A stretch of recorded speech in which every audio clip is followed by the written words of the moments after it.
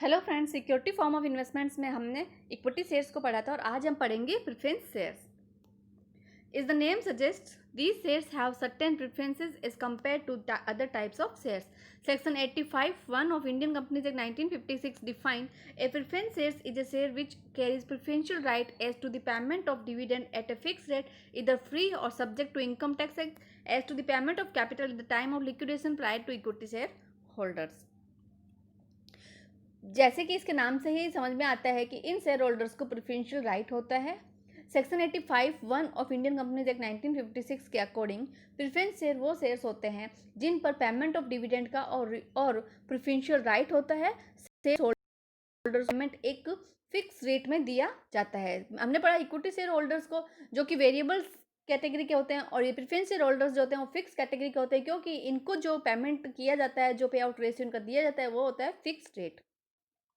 Preference share holder को dividend equity share holder से पहले दिया जाता है और कंपनी के वाइंडिंग अप टाइम पे इनको पहले रिफंड मिलता है कैपिटल का।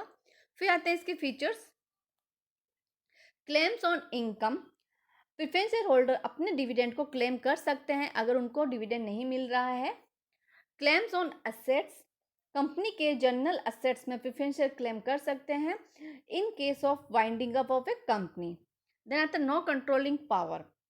अभी हमने पढ़ा इक्विटी शेयर होल्डर्स को कंट्रोलिंग पावर होती है, वोटिंग पावर होती है, लेकिन इनको पार्टिसिपेट नहीं मिलता है पार्टिसिपेशन का राइट। कंपनी के मैनेजमेंट में कोई कंट्रोल नहीं होता है। नो वोटिंग राइट, इनको भी वोटिंग राइट का भी कोई भी पावर नहीं होता है। Types of preferences. फर्स्ट है cumulative and non cumulative. Cumulative जो प्रेफरेंसेस होते हैं उसमें एरियर्स ऑफ डिविडेंड मिलता है। अगर किसी ईयर में कंपनी ने डिविडेंड पेड नहीं किया प्रेफरेंस शेयर होल्डर को due to lack of sufficient fund और या अदर एक्स्ट्रा जो भी है, तो नेक्स्ट ईयर इनको डिविडेंड जो है वो एक्यूमुलेट करके दिया जाएगा। तो वो होता है कम्युलेटिव प्रेफरेंसेस, जहाँ पे अगर इस साल डिविडेंड नहीं दिया गया तो नेक्स्ट ईयर इस साल का प्लस नेक्स्ट ईयर का दोनों का मिला करके टोटल जो है उनको डिविडेंड दिया जाएगा। नॉन कम्युनिटी प्रेफरेंसेस वो होते हैं अगर इस साल नहीं दिया गया तो इस साल का अगले साल नहीं दिया जाएगा, अगले साल का ही अगले साल दिया जाएगा। ठीक है। फिर the redeemable and irredeemable preferences. Redeemable जो एक टाइम पर सर्टेन डेट पर रिडीम्ड किए जा सकते हैं, रीपेड किए जा सकते हैं according to terms and condition, लेकिन इरिडीमेबल जो कि सर्टेन टाइम और डेट पर रिडीम नहीं हो सकते। Then आता participating and non participating. Participating non participating means कि इनको जो है एक फिक्स रेशियो में डिविडेंड प्लस सरप्लस प्रॉफिट पर जो है सरप्लस भी दिया जाता है, लेकिन नॉन पार्टिसिपेटिंग में नहीं होता। Convertible and non convertible.